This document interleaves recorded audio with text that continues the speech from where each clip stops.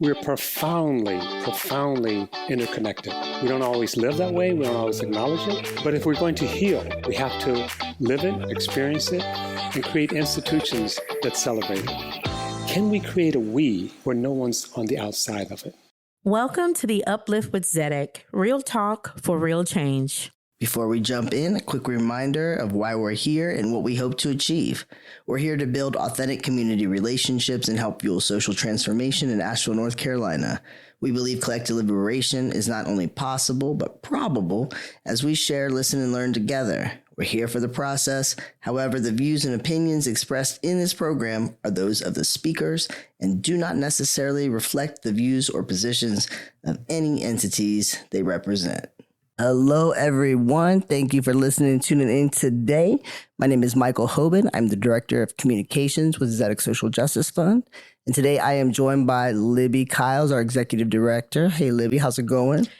It's going great. How are you today? I'm feeling good. We are also here with Lindsay Majer, the Director of Mindful Operations and Finance at Zedek. That's right, Mindful. We'll dig into that a little bit. Lindsay, how you doing today? I'm well. How are you, Michael? I'm doing well. So, Libby, what are we talking about today? Oh, today, people, we are going to dive into the workplace. What does it mean when we talk about equity within the workplace? All right, so let's start off with talking about what do we mean when we talk about workplace equity. Anyone want to jump in on that? Nobody's jumping in?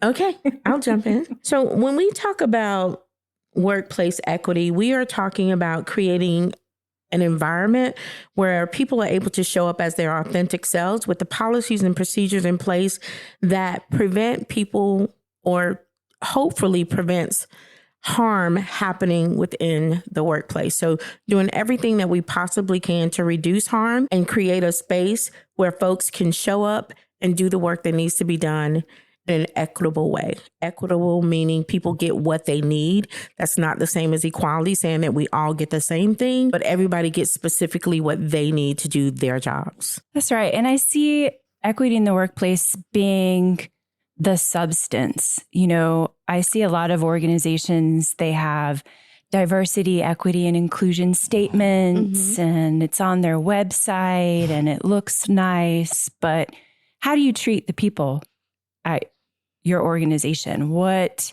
kind of policies, what are procedures? Are those equitable? Are those inclusive? Are those support staff across the board? So that's kind of how I see equity at the workplace. And if I hear you correctly, Libby, quality is our end goal, right? Then equitable practices are our way to get to that equality. Exactly. So we create equitable practices so that we're not saying that everyone gets the exact same thing, but everyone gets exactly what they need to be successful, which inevitably creates an equality within the workplace. But that's hard, right? I mean, we're talking about policies. So standardize is one of the words, right? We love that word, standard. So how do we work that in, like flexibility into our policies? Lindsay, let's talk about how we do that at Zedek. Yeah, one thing that comes to mind right off the bat is we have a pay structure policy. So if we were to say, we embrace equality at our work, okay, everyone gets paid the same? Everyone gets paid equally? Well, no, of course not. People have different tasks. The executive director has a lot more responsibility than myself as the operations director. Jennifer's been at the organization for 11 years, so she has a lot of institutional knowledge about the organization. So our pay is based not across the board, but based on your role, the responsibilities that you hold, how long that you've been in the organization. So that's one example off the top of the head when it comes to equity in the workplace that I think everyone can relate to. So how are we setting a standard for pay then? Well, for one, we don't make it based on merit. So it's not based on what you received at your previous job. Statistics show we can point to data that says white men make more on the dollar than women, than Black men, than Black women, than Indigenous people, so on and so forth. So why would we continue to pay that disparity? So it's not based on education. It's not based on background. It's not based on what you were making at your previous job. It's based on what we know that you can do and what the role requires. So I also think that it's important to acknowledge that the pay structure also takes into account where we live.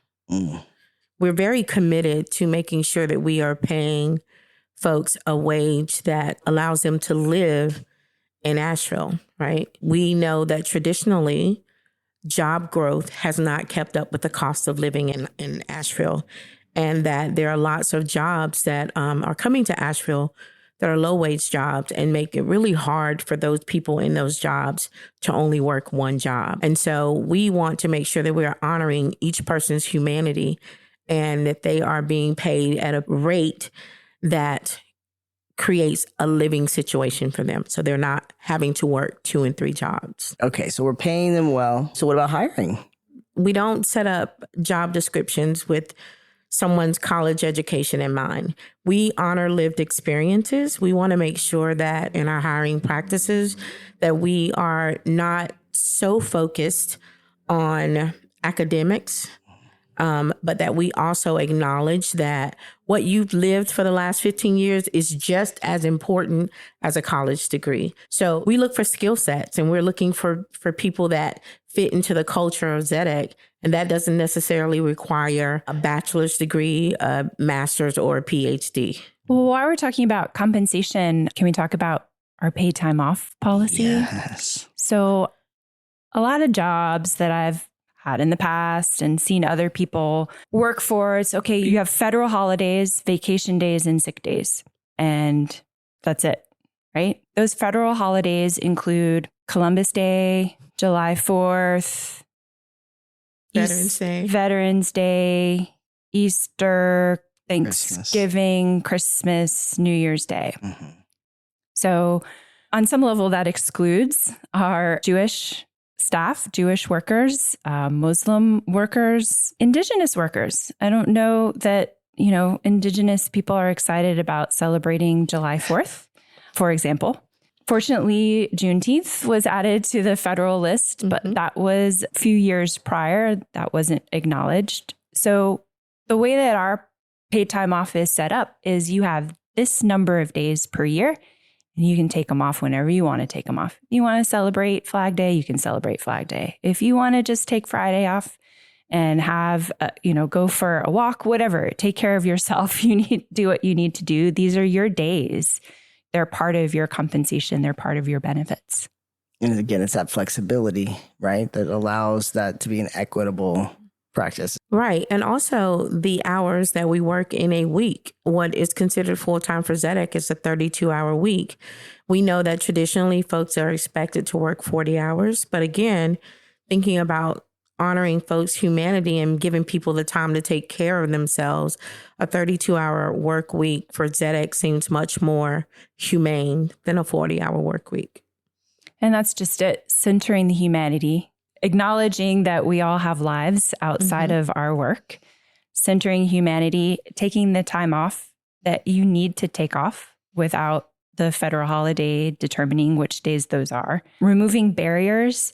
There's an organization, I believe it's called the Farmers Jewish Network. Hope I didn't get that wrong, but they produced a zine specifically to advocate for Jewish people in the workplace to get Jewish holidays off. So removing barriers is another piece of an equitable workplace. And then cultivating a culture of trust. You have those times off. We trust that you're going to take them off and take care of yourself. We trust that you're not going to take more. That we trust that you're going to do your work, really. We trust that you're going to do your work. And it's the idea that you trust unless given a reason not to trust, right? Isn't that something that we all deserve? That if we say we're going to do it, we trust that each person is going to pull their weight, and we negotiate whenever we see that that's not happening. And my personal experience has been that when you are taken care of as an employee, you'll work it, go above right? and beyond. Like you will work it Yeah. because you value that, right? You value being held and having a place where you can show up as a human being. Speaking of paid time off, there's also a caregiver policy, right? And not everyone accesses that at the same time or in the same time frame. So tell us a little bit more about this caregiver policy. Yeah, so the caretaker policy came around when one of our staff was taking care of their mother. And their mother had dementia and was also on kidney dialysis and had to drive an hour 3 times a week to receive kidney dialysis. Now, the staff did an amazing job balancing work. They got everything done and they were wearing thin, burning out. And we recognized that, okay, we can support this staff. Again, equitable. What is the equitable thing? Does everyone get this? No, but this person has a special circumstance. So we developed a caregiver policy pretty much on the fly, as a lot of policies are created, that says you have so many hours a year that you can take. The caregiver provides care for someone who has short-term, long-term disability, illness, injury, can range for taking someone to kidney dialysis or running errands for them or taking them to a doctor's appointment. So the caregiver policy, we have 4 weeks addition out of the year that employee would receive full pay for their time. Yeah, 4 weeks. 4 weeks. So an entire month of additional outside of PTO. That's right. And oftentimes it's not consecutive time. I find it's often 3 hours here, 4 hours here, 1 day here, 1 day here. Some of you who are in that role of caregiver know that it can pop up at any given time. So having that flexibility, having that resource, and again, acknowledging that you have your paid time off, that's paid time off to celebrate holidays of your choice, to rest, to recover, to go on vacation, to travel, so on and so forth, to be at your kid's graduation, to do all of the things. You need that time. And sometimes you need to provide care for someone close to you. And so that caregiver leave, that caregiver time is there for you. And I will be very transparent and say my first year at ZEDEC, I lost my dad. And I remember Lindsay saying, take the time. But I came from a background where you didn't have that time. So I think it's very important what we do here at ZEDEC in terms of making sure that we are honoring the whole person, right? So it's not just honoring Lindsay as a worker, but it's honoring Lindsay as a human who has all these things happening in life around her and who might need this extra time to be able to care for someone and to be able to come back to ZEDEC, feel supported and feel like they haven't been rushed through a process that can be emotionally draining. Does that make sense? Entirely. Well, because often it impacts others. Yes. And others that you work with, the people that you serve, if you're not showing up as your best self, which we can't do all the time anyway. But if you're going through this grieving process, then it's better for everyone to take that time and take care of yourself and do what you have to do. When we talk about equity, the kickback is often like, well, that's not fair, right? But if my belly is full, what problem do I have with your belly also being full, right? It's not taking away from anyone else. So what else are we doing in ZEDEC? Well, something that came up for me is that I do recognize that we are a funder and we are in a privileged place to provide our staff with well-paying jobs, with plenty of time off. And when we were developing these policies, something that working with Amy Mandel, the founder funder, when I first started working here 7 or so years ago, we kept coming back to, we want to be the change that we want to see. And so when we see people running ragged and their employers extracting every ounce of juice from them to get the job done, that's not what we want to see. We want to see employees who have time and space and can rest. They can recuperate, they can recover, they can grieve, they can take care of their loved ones, they can afford to live here, they can be the change that we want to see in the world. As I create a policy, that's something that I keep coming back to as well. And now I think we can touch a little bit upon this mindfulness, because not only do you create the policies, but you enforce them. And I say that in a beautiful, loving way. But really, you are often the voice that's like, hey, remember, you can take a break, breathe, come down. I'm sorry. I remember you were off today. Why are you calling me? You're off today. I like your impression of me, by the way, Libby. But it's really beautiful. Yes. And it's really hard to adjust to when you haven't been treated that way in a workplace. Well, part of our mission at Zedek is systems change and community healing. And I hope that when people come to work at Zedek, they experience some healing. I know I have. Yeah. I know that I brought a lot of distrust to employers and defensiveness and things that I don't want to carry. In working here, I feel, oh, I'm appreciated.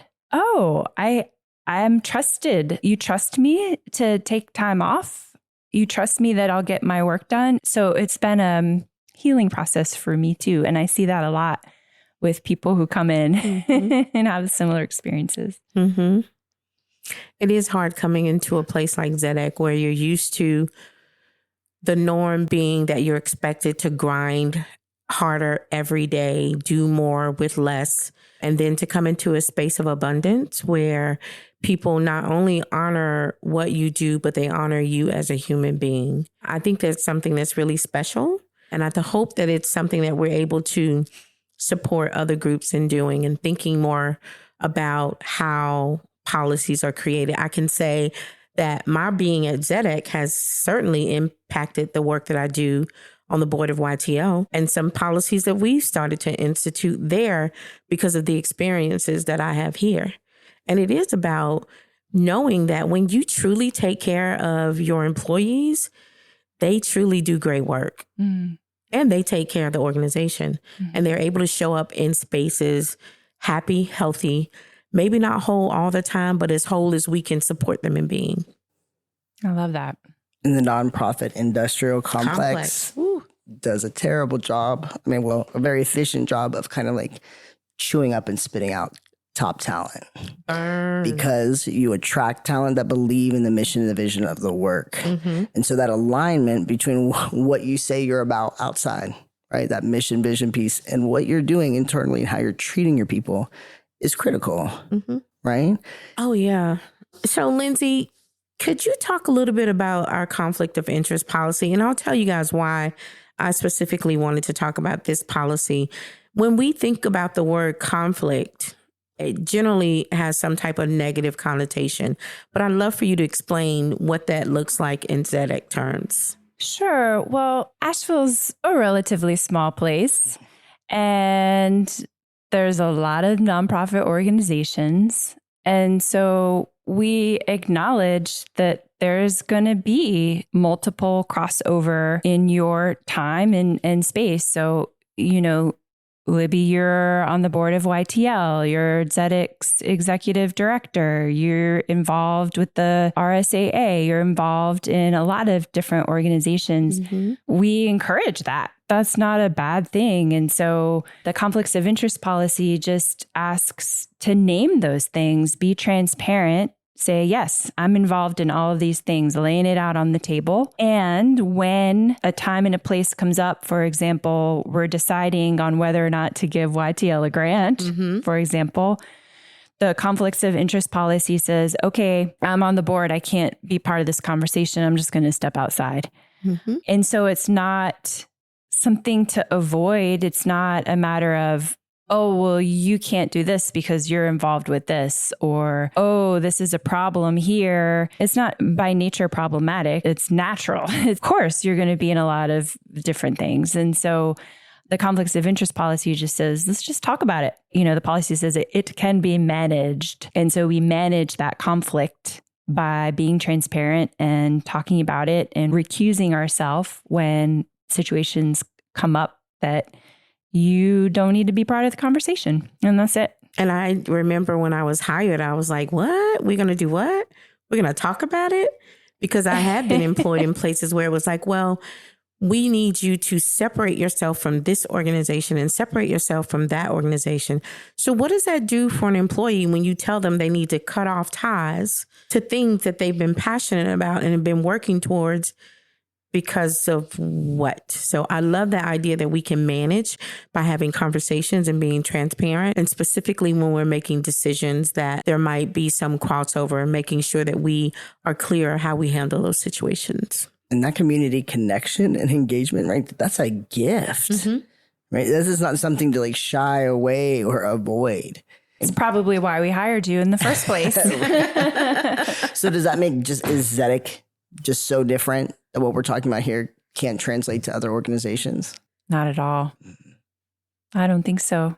I don't think so either. And what I'm hoping is that folks can hear this, right? And maybe reach out and say, you know, these are some of the issues that we have in our workplace. Is there any space where you all might be able to, and I say you all as if I'm not talking about Lindsay, but does Lindsay have the capacity to maybe support us in thinking differently about how we structure our policies and our procedures? That word mindful is very important, because when being mindful, you have to take into account multiple things. And one of the most important things you take into account is, how does this land for the employees? What does it do? How do we honor their humanity?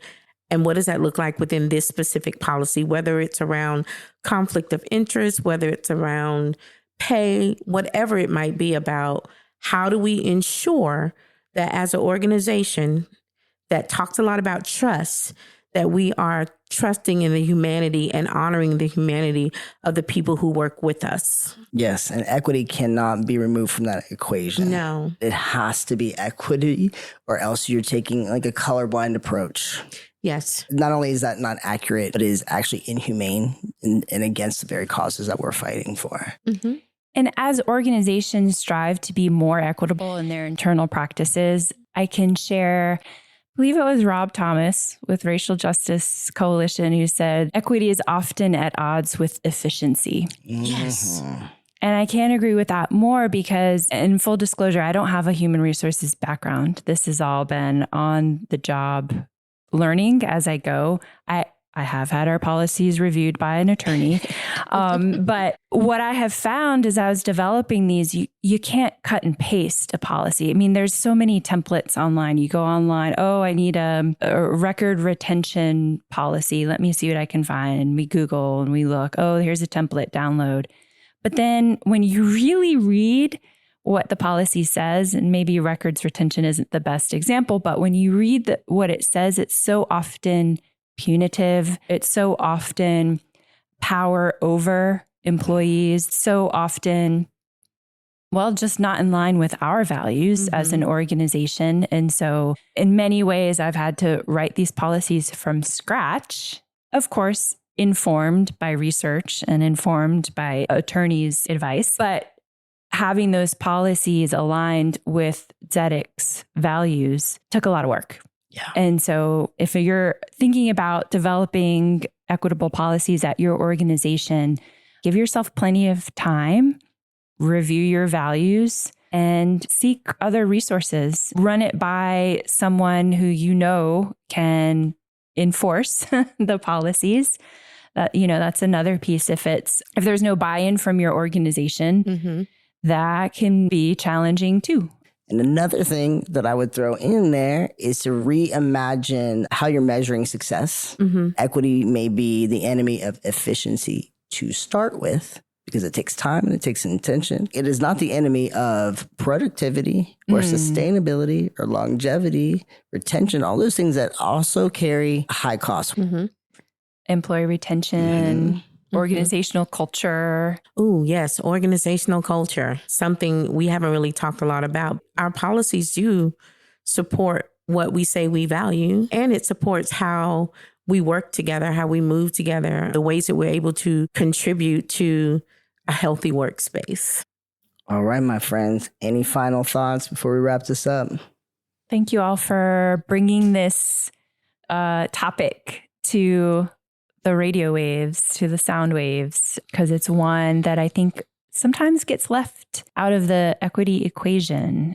Maybe because it's kind of dry, it's kind of boring. But for me, I think it's substantive. It's where the substance is, it's where the meat, it's where the juice is, it's where the good stuff is. What I hear is equity is real sexy. Well, and it is really sexy around here. And the reality is, if we are not operating from a place of equity, and we think about the funding that we do, we think about our buckets, and we think about what it means when we talk about social justice, it only makes sense that you would create policies that would be equitable. And yes, as funders, we have a little bit more leeway and privilege.